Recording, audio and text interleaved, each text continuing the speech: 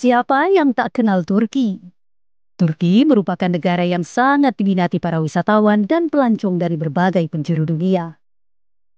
Ya, bagaimana tidak? Negara yang berada di dua kawasan benua yakni Asia dan Eropa ini tak hanya memiliki sejumlah destinasi wisata yang menawarkan pengalaman wisata yang indah dan menyenangkan. Namun lebih dari itu, Turki menyimpan banyak sekali warisan sejarah Islam dari Kekhalifahan Utsmani hingga Kekaisaran Bizantium atau Romawi Timur yang sayang sekali jika dilewatkan.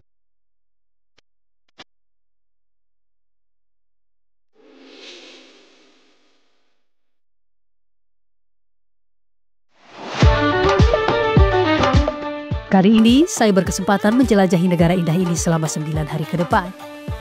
Saya mengawali perjalanan dari Indonesia dengan waktu tempuh 18 jam lamanya bersama rombongan lainnya. Rute penerbangan kami pun cukup panjang, mulai dari Jakarta ke Dubai dan Dubai ke Istanbul. Alhamdulillah pemirsa, saat ini saya sudah tiba di Istanbul, Turki setelah menempuh perjalanan yang cukup jauh dan memakan waktu hingga 17 bahkan hampir 18 jam lamanya dari Indonesia menuju ke Turki. Dan saat ini di kota Istanbul sudah menunjukkan pukul 15 waktu Turki dan cuacanya cukup dingin pemirsa, ini di 15 derajat Celcius.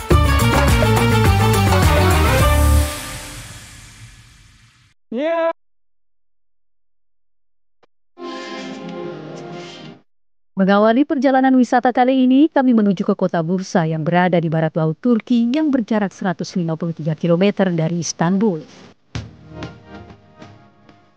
Selama hampir 3 jam perjalanan, mata kami disuguhkan dengan pemandangan indah dari atas jembatan Osman Gazi. Ya, jembatan yang diambil dari nama pendiri Kesultanan Ottoman ini adalah jembatan gantung terpanjang keempat di dunia yang menghubungkan wilayah Turki bagian Asia dan Turki bagian Eropa. Bursa merupakan kota terbesar dan terpadat keempat di Turki setelah Istanbul, Ankara, dan Izmir. Jika menulis sejarah, Bursa menjadi kota awal mula Kekhalifahan Ottoman berdiri. Bursa merupakan ibu kota pertama Kesultanan Ottoman pasca ditaklukkan Osman Gazi dan putranya Orhan Gazi pada 1326 Masehi dari tangan Bizantium atau Kekaisaran Romawi Timur. Tak ayal, Bursa menyimpan banyak sekali kenangan sejarah dan warisan Kesultanan Ottoman yang masih terjaga hingga saat ini. Salah satunya adalah Masjid Ulu Jami. Masjid Ulu Jami dibangun oleh Sultan Bayezid I pada 1396 hingga 1399 Masehi. Masjid ini dibangun atas perintah Sultan Bayezid I untuk memperingati kemenangan besarnya dalam pertempuran Nikopolis saat itu. Masjid yang kini berusia 625 tahun ini memiliki 20 kubah nan indah yang dibangun dengan karakteristik bergaya Seljuk.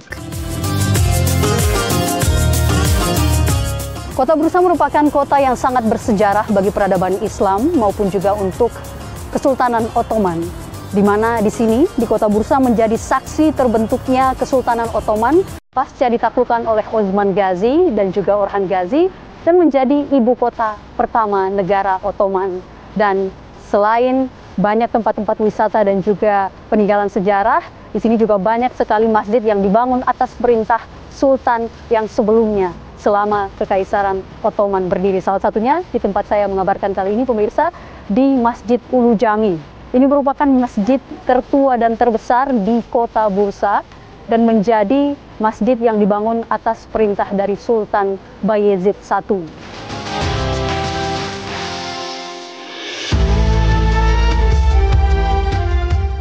Saat memasuki masjid, mata saya seperti diajak berkelana memandangi setiap dinding masjid yang terhias dengan ukiran ratusan kaligrafi. Ya, ada sekitar 200 kaligrafi yang diukir dengan tangan berusia lebih dari 1700 tahun. Ratusan kaligrafi tersebut menghiasi setiap sudut dinding masjid.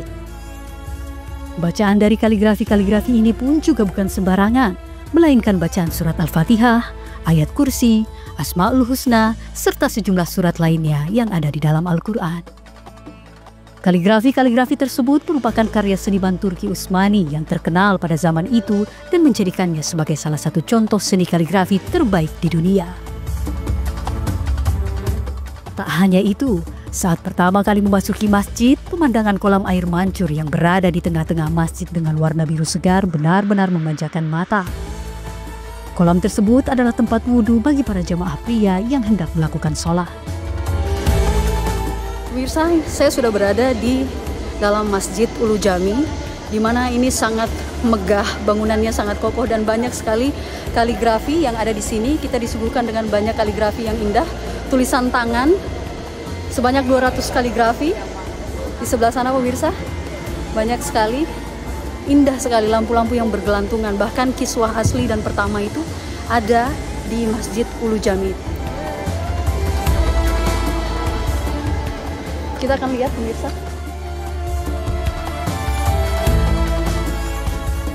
Selain desain interior yang sangat menakjubkan dengan nuansa abad ke-13, masjid ini juga menyimpan kiswah atau kain penutup Ka'bah tertua yang dijaga hingga saat ini. Kiswah Ka'bah tertua ini dibawa Sultan Selim I saat berhasil menaklukkan kerajaan Mamluk yang saat itu memegang kendali atas Mekah dan juga Ka'bah. Karena di Turki selain kita hanya sekedar jalan-jalan, ada historical sejarah peradaban Islam di masa dulu yang mungkin sebagian orang belum tahu. Ketika kita datang ke sini kan pasti kemudian mereka memahami bahwa di Turki ini pernah masa kejayaan Islam diukir. Itu religi yang merupakan booster keimanan bagi di dada kami gitu ya, bahwa orang-orang terdahulu kita itu Masya Allah di dalam memegang syariat Islam, dakwah Islam ini luar biasa. Bahkan mereka rela mempertaruhkan nyawa-nyawa mereka untuk tegaknya khilafah Islam itu. Belum puas menjelajahi keindahan Bursa Grand Mosque atau Masjid Ulu Jami, saya meneruskan perjalanan dengan mengunjungi salah satu masjid yang juga tak kalah penting sejarahnya dengan Masjid Ulu Jami. Yesil Jami atau Masjid Hijau juga dikenal dengan Masjid Sultan Mehmed I. Terletak di salah satu bukit di kota Bursa, masjid ini dibangun oleh Sultan Mehmed I yang merupakan putra Sultan Bayezid I. Penamaan Green Mosque atau Masjid Hijau sendiri berdasarkan pembangunan masjid yang berlokasi di area subur dan hijau kota Bursa alias Green Bursa. Tak heran jika memasuki halaman masjid terasa begitu asri di bawah pohon yang rindang dan taman yang asri penuh bunga. Selain itu, penamaan tersebut juga karena desain interior masjid ini yang didominasi warna hijau, mulai dari dinding, keramik, hingga karpet dan hiasan maupun dekorasi yang serba hijau nan segar dipandang mata. Saat memasuki masjid, nuansa segar terasa dengan pemandangan yang serba hijau dan toska. Yang paling menarik perhatian saya adalah mihrab yang tak biasa. Bagaimana tidak? Desain mihrab dengan tinggi 10 meter yang begitu indah ini didesain dengan keramik berornamen mukornas seperti sarang lebah menggantung. Terlihat mewah saat memantulkan warna hijau dan biru toska. Komplek Masjid Yesil Jami ini sendiri tak hanya dibangun masjid, namun juga madrasah dan makam Sultan Mehmed I beserta keluarganya. Makam-makam tersebut berada di dalam sebuah mausoleum yang berada di seberang masjid. Saya pun menyempatkan diri untuk berdoa sejenak kepada sang khalifah Sultan Mehmed Celebi dan ketiga putranya, Syekh Sadi Mustafa, Syekh Sadi Mahmud, dan Syekh Sadi Yusuf, serta Putri Seljuk.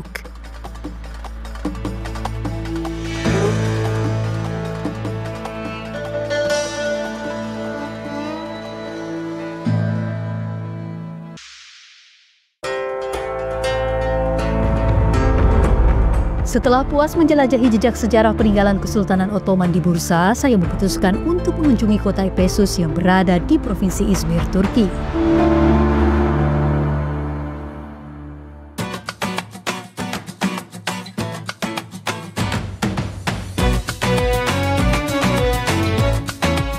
Namun sebelum meninggalkan kota yang penuh sejarah kekhalifahan Utsmani ini, rasanya tidak sah jika tidak membawa cenderamata yang khas dari kota Bursa ini.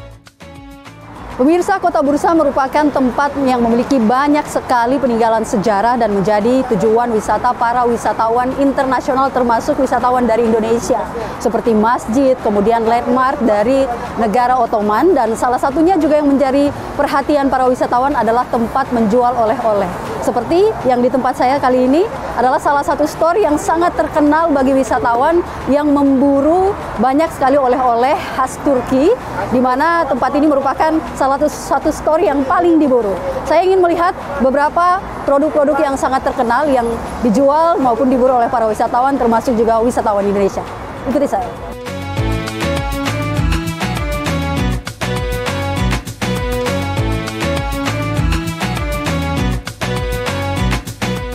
Nah pemirsa, ini sih yang sangat memudahkan para pembeli. Salah satunya adalah penjaga toko di sini mahir sekali berbahasa Indonesia. Ini tentu mudah untuk para wisatawan Indonesia yang ingin membeli barang, bahkan kita bisa mencobanya, baik itu parfum, teh saffron, maupun juga beberapa Turkish Delight yang lain.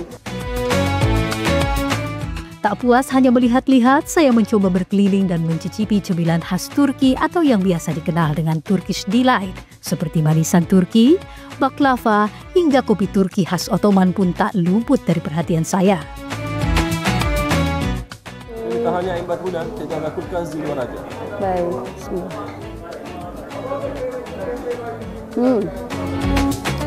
Manis, asam, tapi nggak bikin enak pemirsa. Terlalu manis. Selain cemilan, banyak sekali kerajinan tangan atau handicraft khas Turki yang sangat cantik dan sayang untuk dilewatkan. Sehingga tak hanya saya, namun hampir setiap pengunjung yang datang seperti dibuat kalap untuk membeli oleh-oleh di sini. Saya pun memborong beberapa oleh-oleh khas Turki dari kota Bursa ini. Terima kasih. Semoga Allah memberkati. Amin. Aku udah beli banyak sekali pemirsa untuk oleh-oleh teman-teman di Jakarta.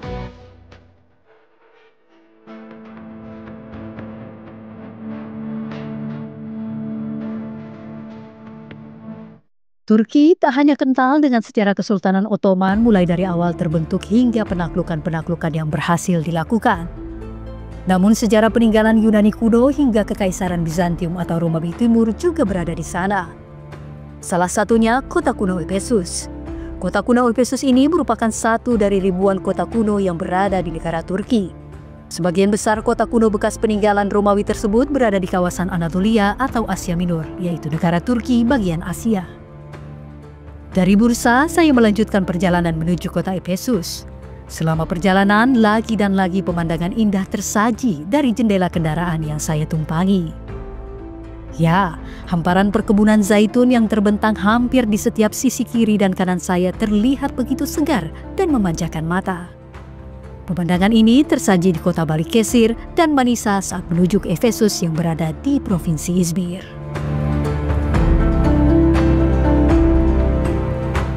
Saat memasuki kota kuno Efesus, saya seperti merasa dibawa ke masa-masa beribu tahun lalu.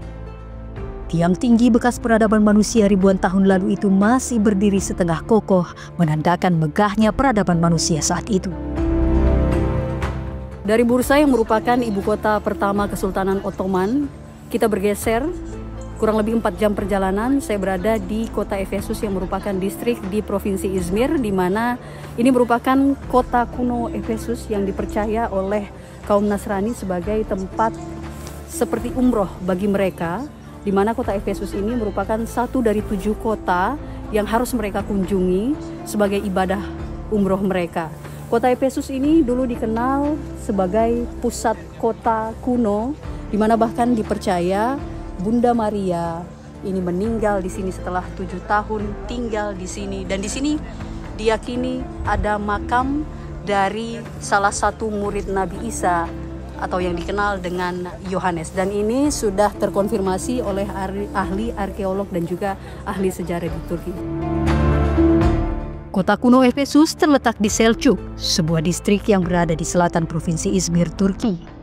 Kota ini telah ada sejak 650 tahun sebelum Masehi. Jika dibandingkan dengan sekarang, usia kota Efesus ini sudah mencapai hampir 3.500 tahun. Bekas kota Yunani kuno ini masih sering dikunjungi oleh wisatawan mancanegara. Tak hanya wisatawan Muslim, namun juga wisatawan Nasrani dan Ortodoks. Sebab di Efesus diyakini ada makam salah satu murid Nabi Isa, yaitu Yohanes, serta kepercayaan orang Nasrani yang meyakini bahwa Bunda Maria diangkat ke surga alias meninggal di kota Efesus ini. Selain itu, bagi kaum Ortodoks, kota Efesus menjadi satu dari 7 kota kuno lainnya yang wajib dikunjungi sebagai ibadah puncak mereka, seperti umroh layaknya kaum Muslim. Sementara bagi umat Muslim sendiri, kota kuno Efesus diyakini menjadi saksi kisah Seven Sleepers atau kisah 7 pemuda yang bersembunyi dan tertidur di dalam gua selama 300 tahun lebih demi mempertahankan akidah mereka dari raja yang zalim saat itu. Kisah tersebut tertuang dalam Al-Quran yang kita kenal dengan Ashabul Kahfi. Berjalan lebih jauh ke dalam, saya disuguhkan dengan bekas-bekas bangunan kuno yang setengah berdiri. Bangunan-bangunan yang megah pada zamannya ini runtuh akibat gempa yang mengguncang kota tua tersebut pada 401 Masehi. Meski berbentuk sisa reruntuhan, namun kota kuno ini syarat akan nilai sejarah dan arsitektur berseni tinggi. Sebagian tiang raksasa masih menjulang tinggi disertai batu-batu besar sisa reruntuhan yang masih tersusun cukup rapi. Bekas dinding-dinding bangunan yang masih tersisa dengan ukiran patung-patung yang menempel menambah kesan bahwa kota kuno Efesus ini memang menjadi kota yang kaya dan berkembang pesat baik dari ekonomi, pendidikan, serta pusat perdagangan yang masif. Dari seluruh bangunan, perpustakaan Celsus adalah objek utama dari kota Efesus ini. Dahulu, perpustakaan ini merupakan yang terbesar ketiga dengan kapasitas penyimpanan 12.000 gulungan buku. Bangunannya pun masih cukup kokoh berdiri dengan pilar-pilar raksasa yang menjulang tinggi serta ornamen patung dewa-dewi menghiasi dinding bagian luar yang menambah kesan antik bangunan ini. Tak jarang, Efesus masih sering dikunjungi dan menjadi primadona bagi pelancong dari berbagai negara karena daya tarik sejarahnya. Ya, sebetulnya ini adalah sejarah tentang Romawi kuno, tapi kita kesini dalam rangka tadabbur alam bahwa semegah apapun kerajaan atau dunia akan hancur sekejap mata bila Allah kehendaki. Jadi itu adalah sebuah kesan moral Islami yang bisa kita dapatkan.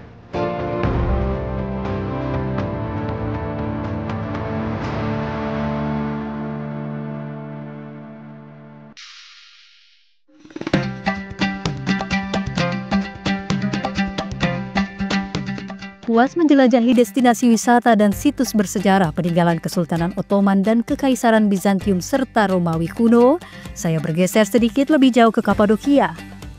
Ya, tentu saja Kapadokia. Saya tertarik untuk mengeksplor lebih jauh sisi lain dari wilayah yang paling favorit pilihan para wisatawan ini.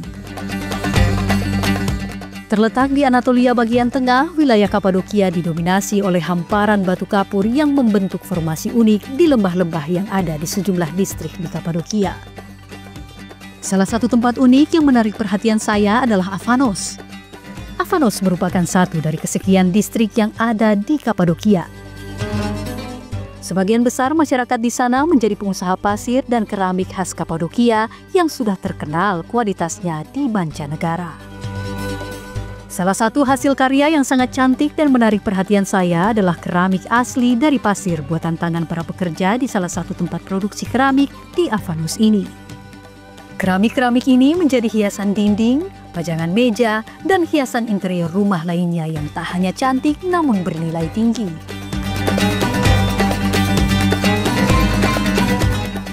Pemirsa, saat ini saya berada di Kapadokia, di mana kalau di Kapadokia orang banyak berburu menaiki palung udara dan juga menaiki jeep di hamparan padang pasir. Namun di sisi lain, lebih jauh dari banyak tersimpan karya tangan dari masyarakat Kapadokia yang sudah terpelihara sejak 4.000 tahun lalu dari zaman kerajaan Hittite. Salah satunya yang saya pegang kali ini pemirsa adalah keramik asli yang dibuat dengan handmade atau buatan tangan yang dibuat dari keramik hasil dari pasir yang merupakan erupsi gunung-gunung yang ada di Kapadokia ini.